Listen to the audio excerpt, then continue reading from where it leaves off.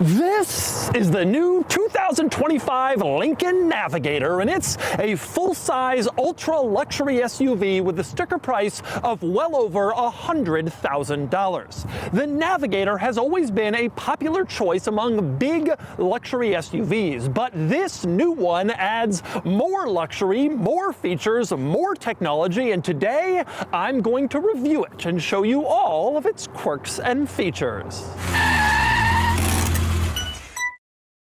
Before we get started, are you ready for your next cool car? Sell your enthusiast car on Cars and Bids. Trading in your car to dealers means you aren't getting the market value for your car, leaving you with less cash for your next fun car. Just look at our recent sales of these cool cars compared to their trade-in value. This is a trade-in offer, and this was the Cars and Bids result. This is a trade-in offer, and this was the Cars and Bids result. This was a trade-in offer, and this was the Cars and Bids result. Get started now and sell your car at carsandbids.com. All right, time for the many quirks and features of the new Lincoln Navigator. The Navigator, which came out almost 30 years ago, has been a major player in the full-size luxury SUV segment ever since. Some Navigator models have been better than others, but the most recent version came out for the 2018 model year, and it was a smash hit, a huge success that totally redefined this vehicle and showed us what Lincoln is capable of. So for the 25 model year, there's a brand new Navigator intended to keep this near the top of the very competitive world of the full-size luxury SUV. And like previous Navigator models, this will come in two versions, a regular short model and then an extended length model with more room. So we start the quirks and features by climbing inside the new Navigator, because that's where all the really cool stuff is. And the first thing you notice when you climb up front is the massive screen. This is a 48-inch screen that basically spans the entire width of the dashboard from the edge of the driver's side to the edge of the passenger side. The whole thing is all one massive screen display, and there's a lot to talk about in here. So to start, this is not intended to be a touchscreen. It's positioned too far away to easily touch. It's purely a display screen, and it displays a lot. Over on the left, you have the gauge cluster, what essentially would be a normal vehicle information display gauge cluster in a regular vehicle. It shows you the gear you're in, your odometer, your speed, all the usual stuff, and that's positioned there, obviously, because it's directly in the driver's line of sight. Now, the leftmost part of this giant screen also displays your blind spot cameras. Check this out. You're driving along, and you put on your left turn signal to make a left lane change, and a camera pops up on the screen showing what's on the left side of your car in your blind spot, which is tremendously useful. And of course, it works the other way as well. Right turn signal, you get a camera showing what's on the right side, which eliminates the need to do an over-the-shoulder check and take your eyes off the road, because your blind spot's being shown to you right in front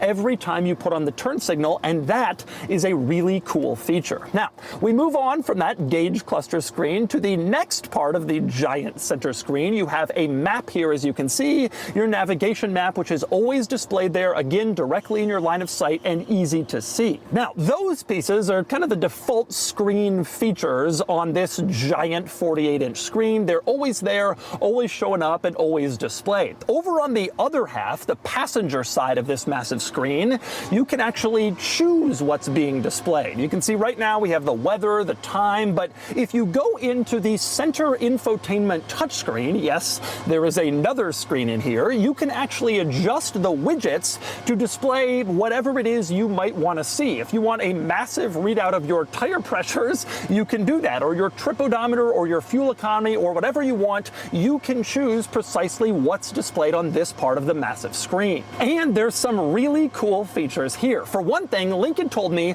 they're working with Sirius XM satellite radio on a feature where you're listening to a sports game on satellite radio, the score will be displayed on the screen of the game that you're listening going to, so you don't have to wonder what the score is. It'll be always popped up here. That's pretty cool. And check this out. The screen can also be used to display your streaming player. So if you want to watch YouTube in the car when you're in park, of course, it will pop up on the giant screen so it's easily visible for front seat occupants. And you can move that YouTube display screen from the left side to the right side, driver to passenger and back. Depending on who wants to see it most closely, you can choose exactly where it's displayed. That is wonderful. Of course, the moment you shift the car into drive, YouTube goes away and you can no longer have a streaming app visible on your massive screen. Now, in order to make this giant screen work, Lincoln had to change the design of the steering wheel. And so as you can see, the steering wheel isn't actually a full circle, but instead it's compressed on the top and on the bottom, sort of pushed down so that a driver can easily see over the steering wheel and see this massive screen in front of them, which is rather unusual and interesting. And speaking of the steering wheel, it has some quirky controls as well. You can see there's a button pad on either side, left and right of the steering wheel, but the buttons are mostly unlabeled. Over on the right side, the button pad will allow you to adjust the position of the steering wheel, the pedals, and the mirrors, but to actually make these adjustments, you first press the adjustment icon on the steering wheel, and then the rest of it is displayed on the screen in front of you. So if you want to adjust the mirrors, it shows you where to tap on the steering wheel. If you want to move them left, right, all of the actual controls are displayed on the screen, not on the steering wheel itself, which is rather unusual. And it's the same deal over on the other side of the steering wheel where you have the controls for Lincoln's Blue cruise control system. Again, there's only one actual icon here. You press that, and then the rest of your Blue Cruise controls will appear on the screen, even though you actually set them by pressing the button on the steering wheel. It is very unusual, but it goes along with Lincoln's purpose for this interior, which was they wanted to remove some of the excess controls you often have in a luxury car and instead make it more of a calming, luxurious, peaceful place with as few distractions as possible. And so another example of that is the climate vents. The climate vents move, obviously, but there's no switches on the vents to move them up or down, and there's no dial next to the vent to close it or open. Instead, all of that stuff is done through the center infotainment screen. This is how you adjust and move your climate vents. Now, normally this annoys me, climate vent moving through the screen instead of a simple switch, but Lincoln has added a very clever touch to make this setup pretty appealing. There's a setting in the climate section, the infotainment screen, where you can press a button and have all of the air blowing on your body, or press a different button and have none of the air blowing on your body. And that way, you don't have to adjust the individual climate vents to perfectly be positioned. You just tap that and it adjusts them automatically for you to maximize airflow to your body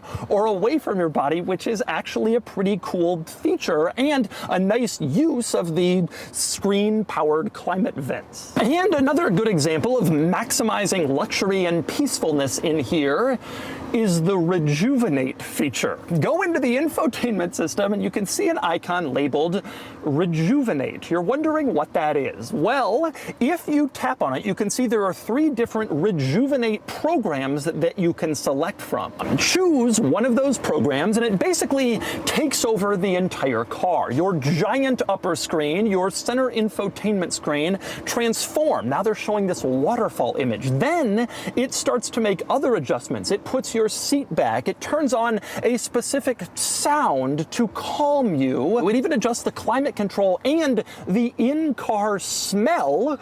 We'll get to that in a second, all to provide you a rejuvenating experience. Now, this Rejuvenate feature is not intended to be used while the car is moving, but say you're picking your kid up from school, you have to wait for a few minutes, you turn on Rejuvenate, and you can lie there, and they said it's like your own personal vehicle spa day for a few minutes with your waterfall sounds and images playing in the car, the Rejuvenate setting. But let's let's go back to that in-car smell. Open up the center console and then pop open this little panel, and you can see there are 3 different, I guess they're canisters in here with 3 different scents. And you can change out the canisters. Lincoln says they offer 7 different in-car smells, and then you can program, it's the climate control system that actually will send the scents into the car and not just make you feel hot or cold with the climate control, but also provide a specific nice smell for the interior, which is pretty cool. And another impressive luxury touch in here,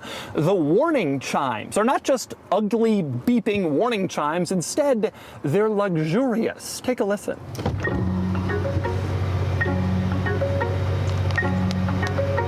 And since we're talking about all the luxury stuff, how about the fact that this car comes with a 28-speaker stereo system, or that it has a 24-way power-adjustable driver's seat, which includes separate adjustments for individual left and right leg supports, as you can see. Not just one leg support, but you can choose which leg is more tired and needs the support, and then you can adjust that, which is pretty insane. And there's still even more luxury if you want it. This is a mere Navigator Reserve model. That's sort of the volume version of this car that's going to have the most sales. But if you want to spend more money, you can upgrade to a Navigator Black Label, the ultra luxury version, and then instead of interior colors, it comes with themes. For the new Navigator, Lincoln has introduced 3 new themes. There's Atmospheric, Enlighten, and Invitation. And if you go into the atmospheric model, the trim is actually designed to look like a starry sky. You can see the center console trim is all a bunch of stars, and that's also true with the trim on the bottom of the dashboard. It's starry because you're in the atmospheric theme Black Label. Now, this Navigator is merely a reserve model. Like I said, the more popular trim, but not as luxurious, but it's still really nice. For instance, go back to that center console trim. You can see you have this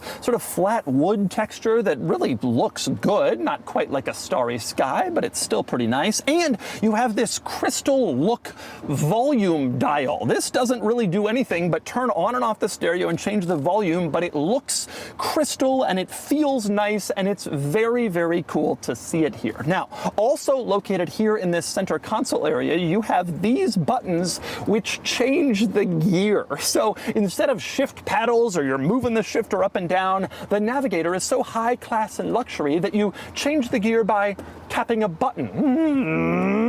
Boop. Boop. Because it would be unsightly and less luxurious to pull a shift paddle. That's for the plebeians. But anyway, before I go on to the rest of the crazy luxury in the new Navigator, I want to talk through the infotainment system, the center screen, which is pretty impressive. Most people will use Apple CarPlay or Android Auto, but if you use the regular system, it works really well. It's intuitive, responsive, very easy to use and figure out. It's a good infotainment system. And it comes with Google Assistant, which also works for voice control, and it works surprisingly well. You can talk to the car, ask it to change the temperature, navigate somewhere. It all is surprisingly useful and excellent. Now, the navigation system incorporates the climate controls, which makes sense because Lincoln's trying to reduce the number of buttons and switches, make it a more peaceful interior. So climate is in the screen. Most of the controls are along this bottom line, as you can see, and they're pretty easy to use, and they're always fixed there, so you don't have to go into some menu to adjust the climate settings. However, for the more advanced climate settings, you tap here and you do go into a menu, and that's where you adjust like the vent positioning that I showed you earlier, and it's also where you access the auto air refresh feature. This little icon on the upper right, you press that and it will show you the current air quality inside the vehicle. And if the air quality gets bad, it will refresh the vehicle's air, the interior, with new air from the outside, which of course goes through an air filter, and so it can replace all the dirty, bad air with new, clean air while you're driving along. One other thing I like about the infotainment, there's a button at the bottom of the screen with a camera on it. You press that and it pulls up the camera system really quick, which is nice to see. You don't have to go into some menu to find the cameras, and that can make it easy to maneuver this rather large vehicle. I also like the fact that in this infotainment system, you go into the seats menu and you can adjust the position of the rear seats, and specifically you can fold them all the way forward to make it easier for someone to get into the third row, or you can put them back in place in case you want a child to get inside the car, but the seat is folded.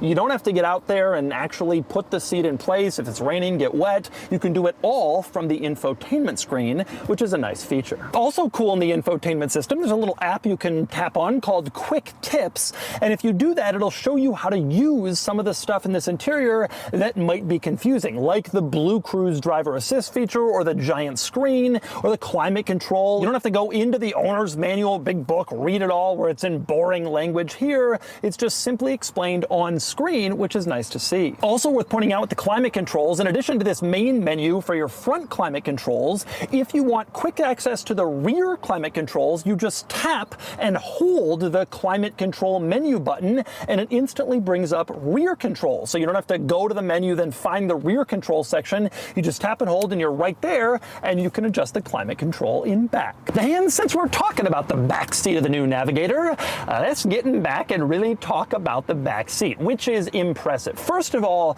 from a size standpoint, there's a lot of room in this back seat. Sitting back here, even as a tall, full-size adult with my legs, knees, hips, head, you got a lot of space back here. Now, the other thing worth pointing out, this particular back seat, as you can see, has a center console. That doesn't come in all of the Navigator models. It's included in the Black Label, but it's optional in the Reserve. However, if you get this center console, prepare for a world of crazy luxury. We begin with the screen on the center console, which is a touch screen and allows rear passengers to control a lot of stuff. First off, the seats. They can be controlled actually with the little seat controls on the side. You move them forward, backward, up, down, back, just like front seats, except they're in the back. Lots of adjustments to make them as comfortable as possible. But there's more seat controls in the screen. Specifically, you can turn on heated or cooled rear seats, which is impressive, and there's even a massage function for the rear seats. Obviously that's up front,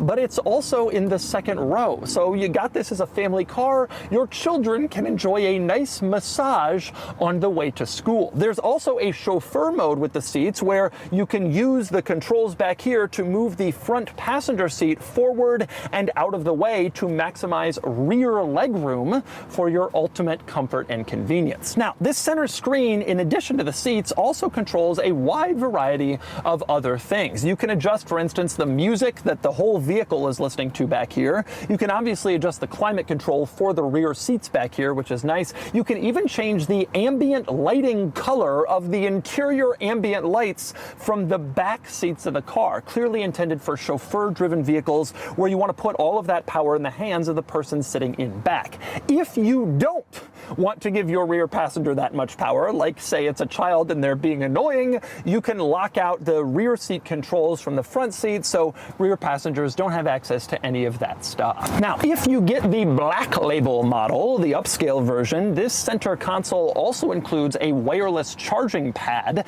adding even more luxury, but even in the Reserve, it's pretty nice. You open up this center storage compartment and you can see there's some storage and then also some cup holders back here, which obviously is nice to have. Now, that's not the only cup holder situation. You also have more cup holders down here. This panel opens up and reveals even more cup holders, and there's a little hidden compartment below the center console where you have more storage. So more cup holders, more storage everywhere you look. You also have a separate rear control for the sunshade over the top covering the sunroof. That's pretty nice to have. And you have a second row household style power outlet, so you can plug in devices back here beyond just what would charge with a normal USB-C power port. However, if you want to charge one of those, you got a lot of those ports too. In fact, you get 4 back here, 2 on the back side of each front seat, so rear passengers can charge their devices, whether it's USB-C or if they require a household port like I showed you,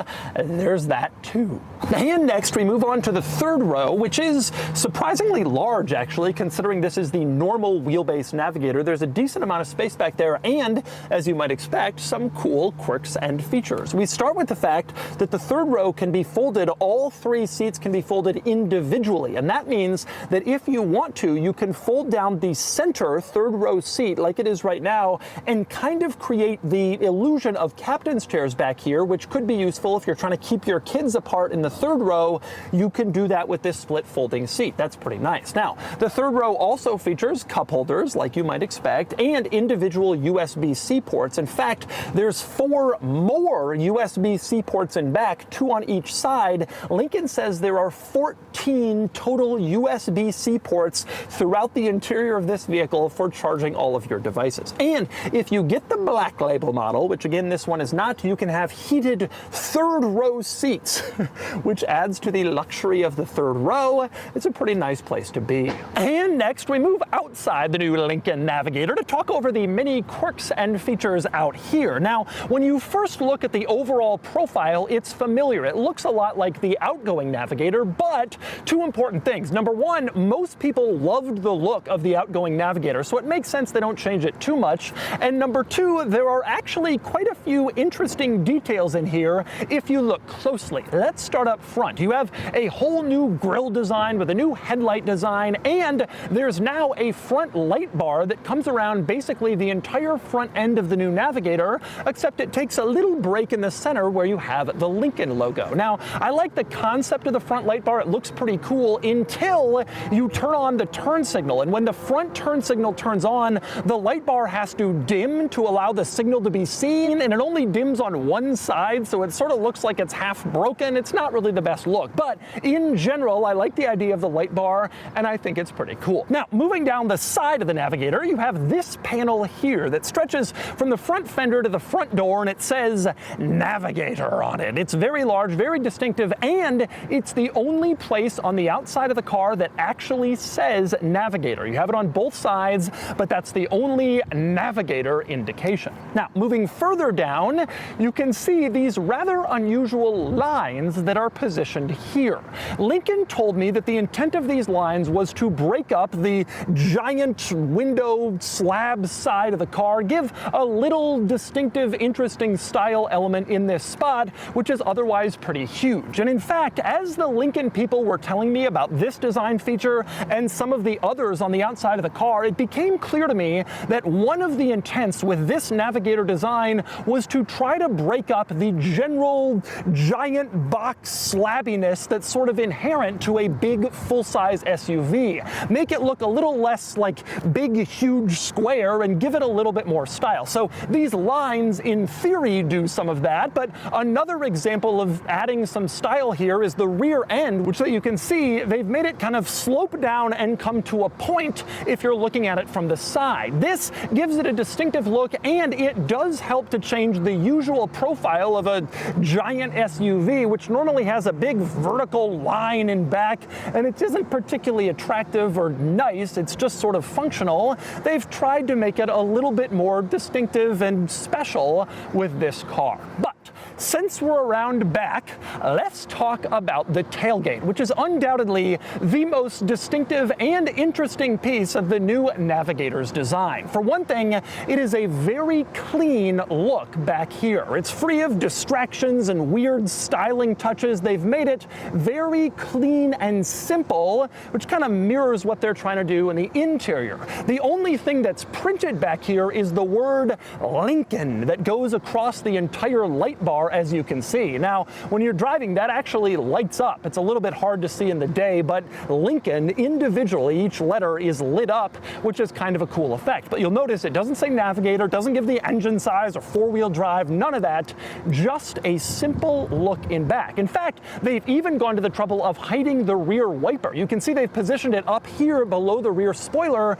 so you can't even really see it when you're coming up to the rear. Just a very clean and basic design. No real adornments in back, except if you look closely, you will notice this rather unusual trim on this panel in the center. There's all these little tiny designs on this panel.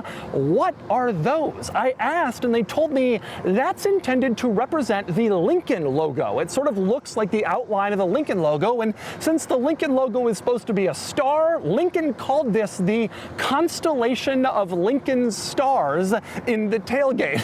That's very weird. You wouldn't notice it from far away, but if you get close, you can see the very simple tailgate is actually broken up by the constellation of Lincoln's stars. And next up, we move on to the cargo area, where there are several interesting items worth mentioning, but the most notable is undoubtedly the split tailgate. Allow me to demonstrate. To open up the tailgate, the little tailgate popper can be found under the second L in Lincoln. They said L for liftgate. So you go under here, the popper is right here, you push it, and the tailgate opens up. But as you can see, it's not the entire tailgate that opens up. The lower half can still be opened separately because, well, it's a split tailgate. Now, this is a wonderful feature, and it's great to see it here. I have had this feature on Range Rovers that I've owned, on Toyota Land Cruisers. It used to be on the BMW X7, but most automakers have gotten rid of it because it adds engineering complexity. You have two opening things instead of one.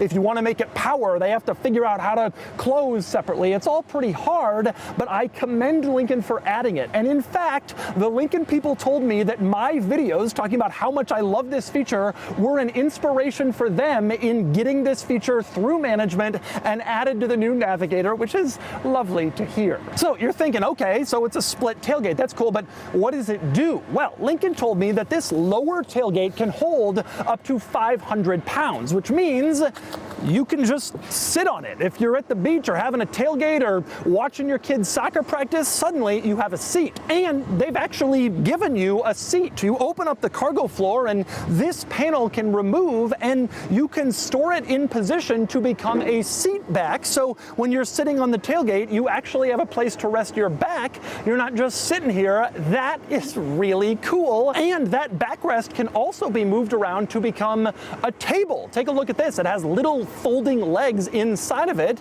and you can fold them out and attach it inside the cargo area, and suddenly you have a table which improves your tailgating at a sports event or whatever. And you can also make this little table backrest into a cargo cover, which again adds to the practicality. That's pretty cool. And if you don't want the cargo cover backrest thing, like I showed you before, you can just store it. It actually clips in under the load floor, and so it's not rolling around or rattling. It has a place to go where it can be saved until you need to use it again. And speaking of storage back here, if you lift up the load floor, you can see a little storage compartment under the floor where you can add more stuff. And interestingly, this load floor actually offers two positions. You can have it like this, that's at its lowest setting, or if you want a fully flat cargo area, you can move it up so it's at a higher setting, and then obviously it steals a little bit of space, but it gives you a flat floor, which might be nice if you put the seats down and you want some large item to fit back here, or if you're going to sleep in the back of your Navigator. Now, two other cool things about this cargo area floor. Number one, like I mentioned, this is the regular wheelbase Navigator, but if you get the long wheelbase version, this cargo floor actually opens the opposite direction. It opens towards the seats so that rear third row passengers can access the little storage compartment that's under the cargo area in order to get out snacks or whatever you might put in there for kids sitting in the third row. That is a really cool idea. The other neat thing here is that if you lift up this storage floor, it actually has just enough space to fit the cover for the rear tow hitch. So if you're towing, you take that hitch cover off, you have a place to put it so it won't get lost. And on the subject of towing, I should mention, Lincoln told me that between 20 and 30% of Navigator customers actually tow, which is surprising. Some of them only a few times, some of them regularly, but still, people are towing with these vehicles. And Lincoln told me the new towing capacity of this latest Navigator is up to 8,700 pounds with load leveling bars, or 7,000 pounds just using the hitch freely. And they said that's an increase of 1,000 pounds of towing capacity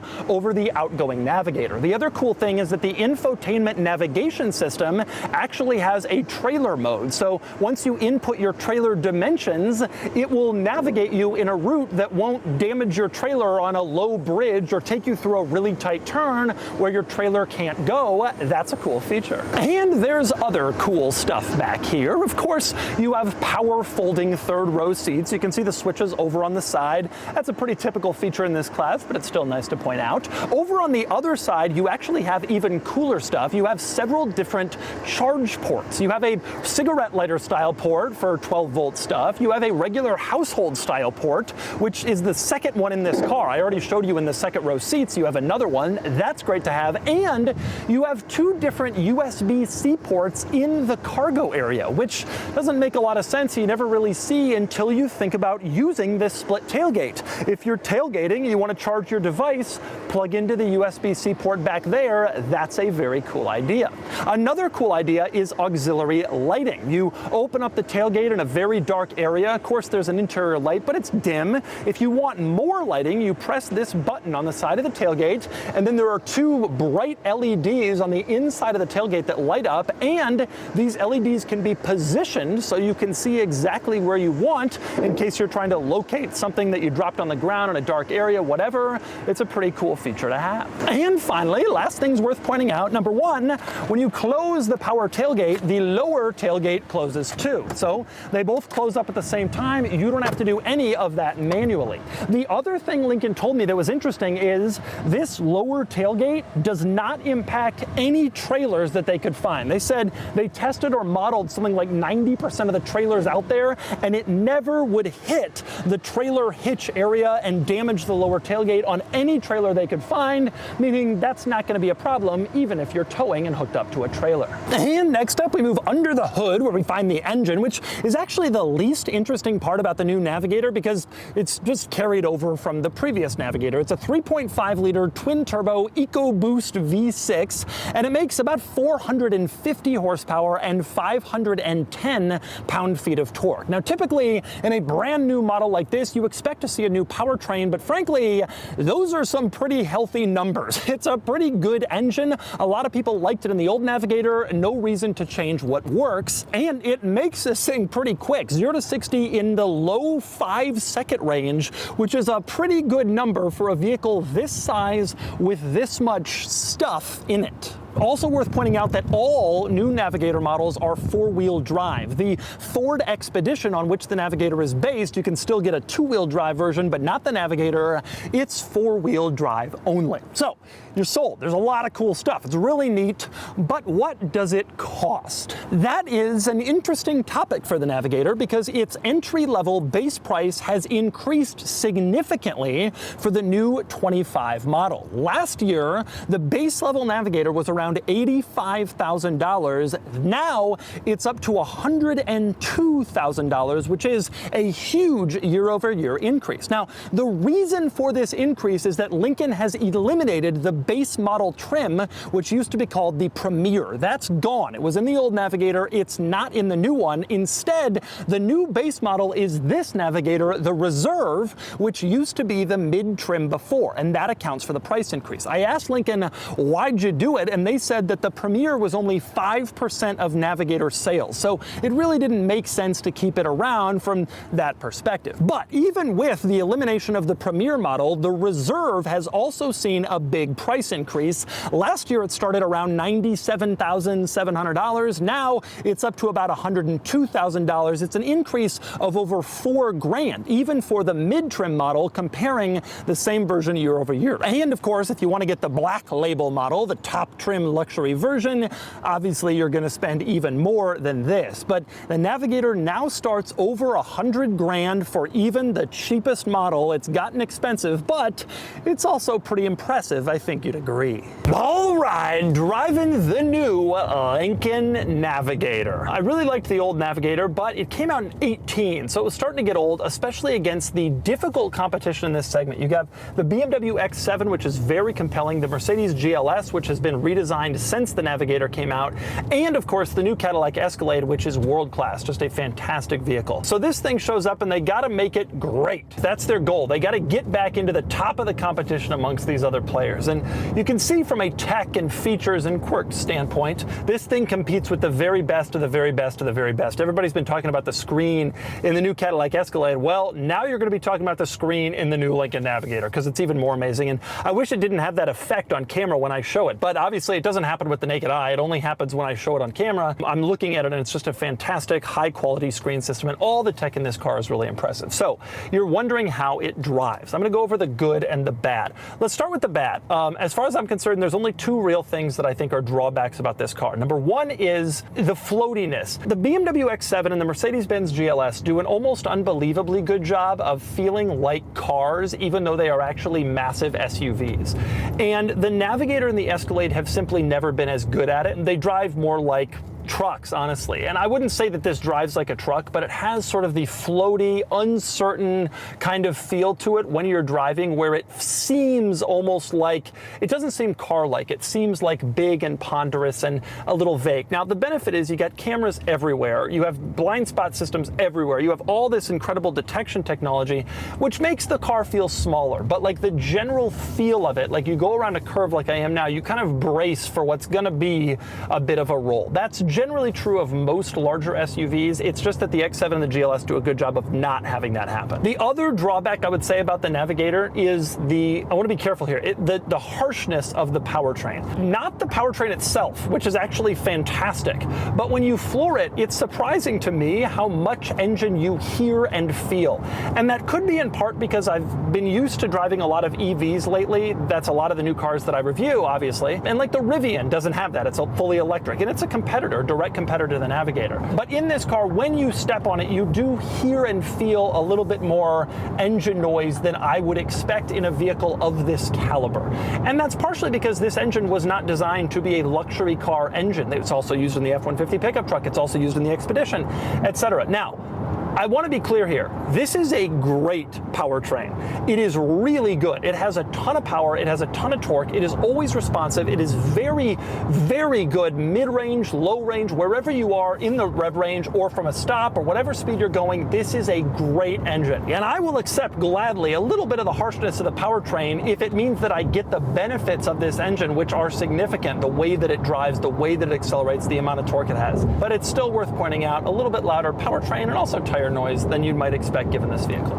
However, the many, many positives of the new Navigator are, number one, that soft ride that contributes to the body roll also gives you just a pillowy, cushiony, smooth, wonderful, just luxury experience. You know, when I think of the Lincoln brand, I don't think of the highest end Mercedes or Audi or BMW or whatever, but this car is absolutely up there with the rest of them. It is a very competitive vehicle in a very competitive world, and I find it to be just excessively comfortable and calm to drive. You have a great seating position, you're looking out, you're tall, you're looking out with a lot of visibility in every direction, and of course the blind spot turn signal things help dramatically. Obviously the tech in here is very nice, and I will say the interior does have this sort of calming feel because they eliminated a lot of the buttons. Now there's going to be complaints. You don't have a headlight button control. That's integrated into the screen. You don't have a power mirror control. That's integrated into the steering wheel and the screen.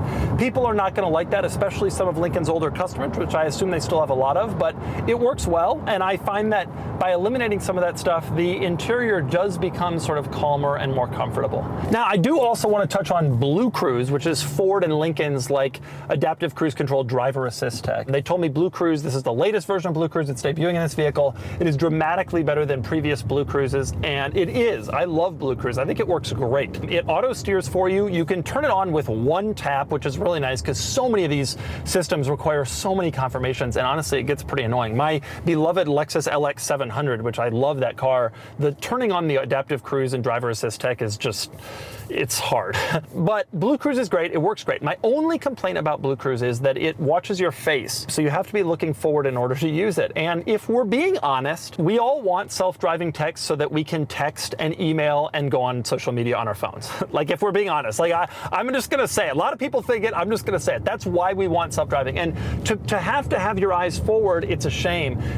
A lot of the other systems systems only require that you rest your hand on the wheel, so you don't have to be looking forward all the time. I find these systems to be so good that truthfully, you don't need to be looking forward all the time, and just periodic lookups are okay, but that worries the automakers from a liability perspective, so they force you to look up. I wish Blue Cruise would let you go longer without looking up, but it doesn't. It cuts in it feels like every 8 seconds or something, forcing you to be looking up. Other than that, it is great. Blue Cruise allows you to go around highway curves. It does a good job keeping you in the lane. It makes lane changes for you. It's very easy to turn on, like I mentioned. Blue Cruise is a really good system. I just wish it didn't require you to be eyes forward. But then again, most of these systems do, so it's hard to complain about that, really. It's an impressive vehicle. I think that these big SUVs, the impressiveness doesn't really come from the driving experience, except the fact that they're comfortable, which this is, and so are all of its rivals. The impressiveness comes from the level of just stuff and space and luxury that they can cram in, and they do a fantastic job of it in this vehicle. And I'm just impressed with it basically on every level. It is just a really, really nice, well done effort with some great tech, some great features, some cool standout things.